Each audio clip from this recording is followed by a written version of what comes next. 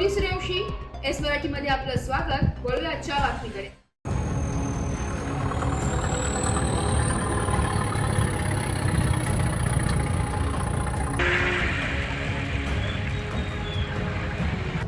दिंडोरी तालुक्यातील औद्योगिक वसाहतीमध्ये अनेक छोट्या मोठ्या कंपन्या भंगार घेण्याचे काम करतात, परंतु या भंगार वाहतूक करणाऱ्या गाड्यांमुळे वाहनधारक हैराण होत आहे। त्यामुळे या भंगार वाहतूक करणाऱ्या गाड्यांचा त्वरित बंदोबस्त करावा अशी मागणी सामाजिक कार्यकर्ते बापू उर्फ तात्या चव्हाण तालुक्यातील नागरिकांनी केली आहे। दिवसेंदिवस तालुक्यामध्ये वेगवेगळ्या कंपन्या होत असून विकासाच्या दृष्टीने महत्त्वाची बाब आहे, परंतु अनेक ठिकाणी या वसाहतींमध्ये छोट्या मोठ्या कंपन्या भंगार घेण्याचे काम करत आहे। हे भंगार मोठमोठ्या गाड्यांमध्ये आणले जाते, मात्र भंगार गाडीमध्ये कुठलीही पॅकिंग न करता मोकळे आणले जाते।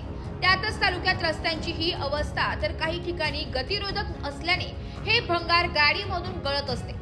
त्यामुळे वाहनधारकांना याचा विनाकारण आर्थिक त्रास सहन करावा लागतोय। या पडत असलेल्या भंगारामुळे गाड्या पंक्चर होणे, टायर फुटणे यासारखे प्रकार घडत असतात। त्यामुळे या भंगारवाल्या गाड्यांना कोणी वाली आहे की नाही असा प्रश्न देखील उपस्थित केला जातोय। तरी भंगार वाहतूक करताना गाडीची अवस्था व पॅकिंग याकडे त्वरित लक्ष देऊन संबंधितांनी बंदोबस्त करावा अशी मागणी बापू उर्फ तात्या चव्हाण व नागरिकांकडून होत आहे। Bureau report, S Marathi news, Dindori. अशाच नवीन ताज्या घडामोडी जाणून घेण्यासाठी आमच्या एस मराठी न्यूज चॅनलला लाईक करा, शेअर करा, सबस्क्राईब करा आणि बेल आयकॉनला क्लिक करायला विसरू नका।